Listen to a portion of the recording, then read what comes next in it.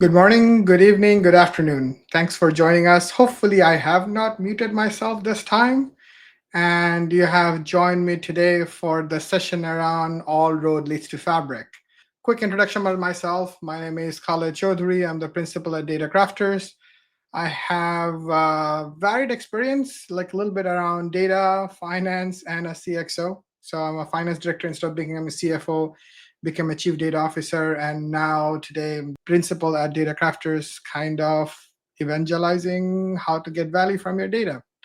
So today's presentation is going to take not from a technical capability or things like that. Rather, we are going to work on positioning how Microsoft Fabric fits into your data strategy in your plan as you figure out all this AI stuff and whatnot. Because at the end of the day, it's garbage in, garbage out. So the data is even more important. Today, uh, I'm going to take the question and answer at the end rather than kind of taking in the middle. So if you have questions, go ahead and put it in the chat in LinkedIn and whatnot. We'll try to get to it at the end of it. All right, let's go ahead and get started. So I want to get two assumptions out of the way first. The first one is that you are part of the regular 95% is probably conservative, but 99% probably is the right number. But you are working with data that's sub-billion records. And to be honest, very few companies have that data that big. But as you notice, the definition of small has changed because we're most of us are still stuck at thousands, if not millions. Even if your records are over billions, we will kind of address it way at the end. But I think that's kind of one assumption. The second part is that you live in the Microsoft bubble, meaning you're using Outlook, Teams, Excel. That's more importantly, you're using Entra ID, which is how you log into your work. So, with that two assumptions out of the way, I will jump straight into the conclusion. All the roads, regardless of where you are, will lead to Microsoft Fabric. But question is why? So, today's things, I will support my thesis based on four pillars, right? So we're going to talk about the capabilities, the cost, ease of adoption, and lo and behold, right? The king of analytics is still Excel, and in the foreseeable future, it's not going to change either. So let's dive right in. Let's talk about capabilities first.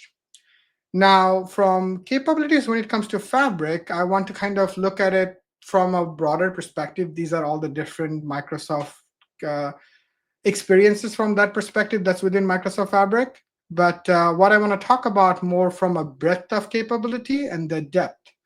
Now, what I say by breadth is essentially from a data lifecycle perspective, how does it fit from an end-to-end solution, right? So we talk about AI, the storage, and the governance, but in terms of capability, what does it bring?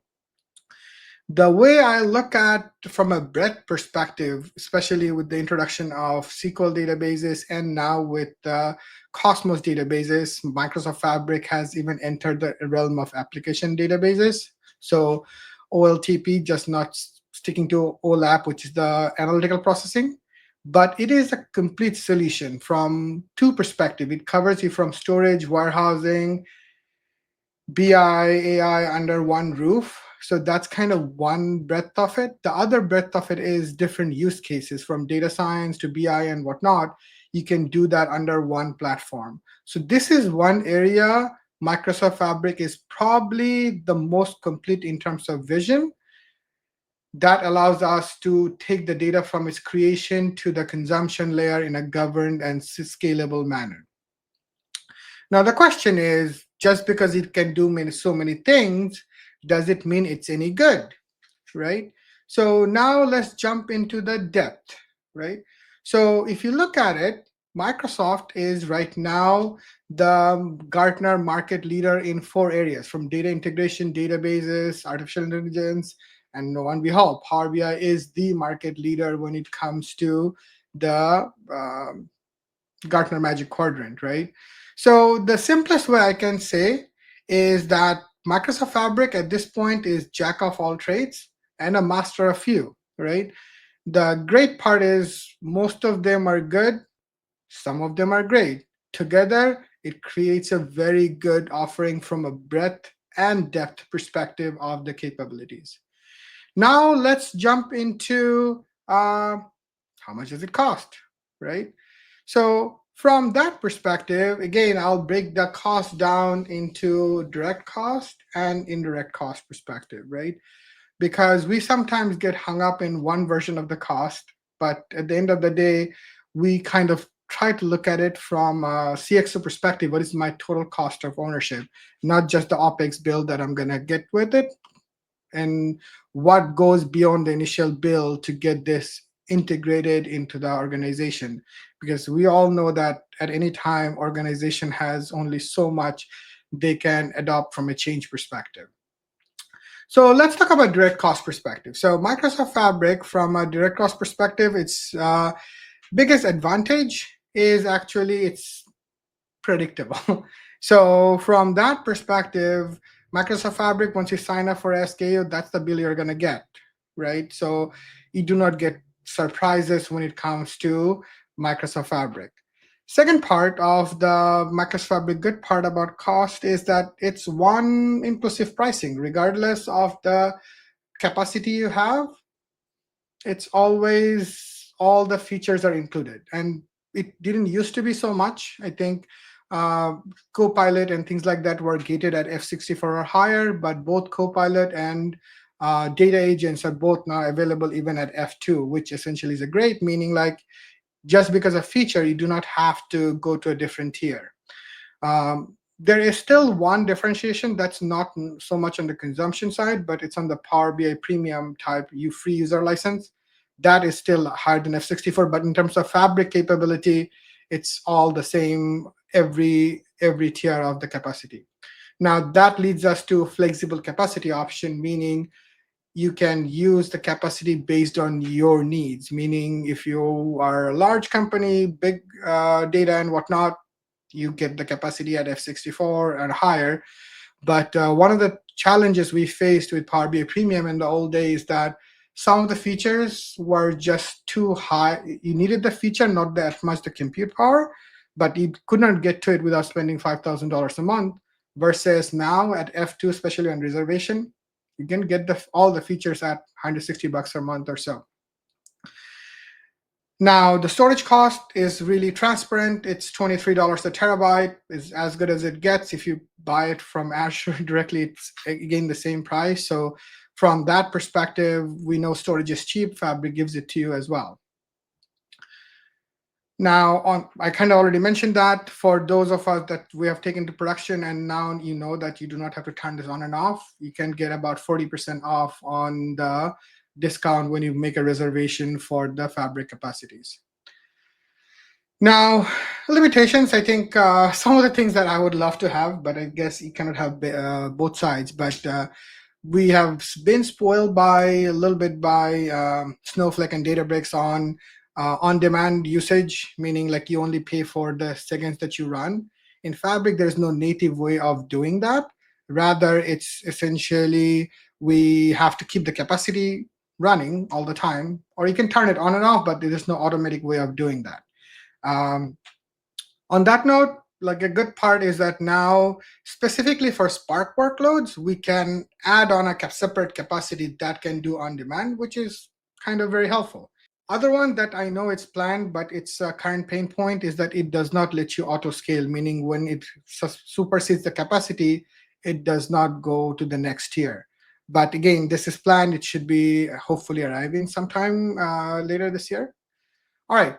Now that talks about direct cost. Let's talk about indirect cost. So the good part about the indirect cost about Fabric is that the benefit of Fabric is actually below the layer. So this is one of the iceberg things, that these are the benefits you get with Microsoft Fabric. That makes it the most effective solution, not because of the direct cost, but essentially the indirect cost, right? So think about faster deployment, right? So before we try to deploy anything else in anywhere else, we have to get the thing configured, security configured, in network configured, and all that stuff. Fabric just deploys faster, and we can see that our customers that The proof of value concepts deploy in weeks, not months or years. That's one of the advantages. Now, this one is huge, the seamless integration, because we don't think about it, but think about once we get landed the data into a data lake or a SQL database or whichever we did before, kind of getting that, exposing that to all these different use cases and between different departments and whatnot, not relevant at all, right? Coming back for my own stories, right? I spent $100,000 on license alone to get the data from Oracle CDC, right? Just the license, forget the implementation. Now you get that out of the box in Fabric, right? So we can mirror the Oracle database, and that's kind of getting data in. But even internally, we can share the data without zero copy with shortcuts and things like that. So, like I think Aaron mentions this multiple times that instead of being chief integration officer, you can actually focus on chief information officer, chief financial officer, or whatnot, what you're trying to do. Now, with this much capability, the challenge becomes is how do you maintain it? The simple nature of Fabric being SaaS, it does a lot for us automatically, meaning the data is already optimized, indexed, and things like that. Remember, we talked about that subscale of a billion records. We don't really have to get our hands dirty as much with the maintenance or the optimization as much in that range of data. So, from that perspective, do you need someone to manage it? Yes. So, don't get me wrong, you still need someone to manage it. But this many tools in the old days, each one of them you might have needed 5, 10 FTEs. You should still have an FTE that owns the administration and maintenance, but the cost of maintaining has significantly gone down. Talent maximization, I'll come back to this again, but think about this way, right? As we kind of go into tools, some tools are SQL affinity, some of them have Python affinity, Scala, and whatnot, right? Versus, and then obviously you have no code tools like low code tools like Power Query and things like that. Your organization might have different skill sets, but in terms of learning and training, every one of them are first class citizens, right? So we have notebooks, SQL, data flow, and whatnot. Just use that portion. So that essentially gives Fabric the quicker value and maximizes talents. And literally, what it comes down to is it gives you the lowest total cost of ownership because it's faster to deploy, easy to maintain, and you can leverage your people simultaneously without trying to get them to rescale into everything else. All right, let's kind of jump into ease of adoption. Now, one of the things that's personally close to my heart is that we can talk about all these tools, but question becomes is this actually going to get adopted and used, right? So this is important to me, right? Because I do not like doing projects that doesn't get value out of it. So this is where Microsoft Fabric kind of sits in the ecosystem that you live today, right? Because Fabric is a service sitting on top of Azure and Microsoft 365 right next to it. We are very much integrated into how we spend our workday. So from think about operating system perspective, right? So when you buy your iPhone, you kind of have already stuck into the approach of getting into the app stores, right? So think about Microsoft Fabric on one side becomes part of the ecosystem that we live every day on a work perspective. And then from there on, we kind of go to the next stage of all the data and things like that kind of stays there. That means which you can means you can go back and serve it into the same area. So this is the part that I already talked about in talent maximization perspective, but we can have code first and low code in one platform that can be orchestrated to execute simultaneously, meaning that we can leverage our current team, avoid custom integration projects and things like that, and then deploy this while keeping the IT part of the process, meaning it's in a secure playground. But at the same time, we know how difficult it is to get resource from IT, right? It's a safer playground without worrying IT about things. So it gives your CISO a good night's sleep as well. Talking about security, right? So we have some of the feature integrated straight out of the box from purview and governance perspective. How many tools can you get that comes right out of the box with HIPAA compliant? For those of you who don't know, HIPAA is the medical grade compliance required for the United States and one of the highest requirement. Because of that, it comes out of the box from that HIPAA compliance and the security and things like that built in. We're just assigning security rather than configuring security in Fabric. All right. This is what chased me out of finance to adopt Power BI and whatnot and started my journey. I have made my peace. Excel will still stay the king of analytics, just don't use it as a database. So, from that perspective, Fabric on an adoption scale, this requires its own thing because Fabric is the only one that has a native Excel connectivity out of the box, meaning you don't have to install a driver or things like that. And let's just kind of take a look at it in a simple format. You can use your data, get data from there. You get your connection string, and guess what? You have your data in Excel, right? The competitive platform does not have that capability, and rightfully so. I don't think Microsoft will give them that capability, right? But if you thought that was good, guess what's coming? We are going to get one leg data catalog straight out of Excel, meaning export to Excel might be a thing of the history where we can get the data to our people just like that. All right, so now what does that mean? So majority of the organizations from that perspective, based on the four pillars, they will lead to Fabric. And I did mention what about the larger customers and whatnot. For major the enterprise use cases, what my suggestion right now is that stick to Snowflake and Databricks on the heavy transformation in the backend side. Use Fabric to serve the data, not just for Power BI. Fabric is amazing as the consumption layer to your business users. So the final mile of the data, and then build your Power BI and stuff like that on Fabric as well. So that's kind of how I see the world today. And that's kind of the focus of the presentation from that. I guess I'll jump into questions, but we have a no code analytics engineer. Again, this is focused around the lower code folks, that how you can build the enterprise architecture in Fabric without a single piece of code that I'm doing with Nicola and Shabnam next month. Feel free to join for that. But other than that, feel free to connect with us in Data Crafters or Khaled Chowdhury. That's the easiest way to get a hold of me on LinkedIn. If you have questions, feel free to reach out to me in the chat later, and I will try to take care of this offline. Thank you, everyone.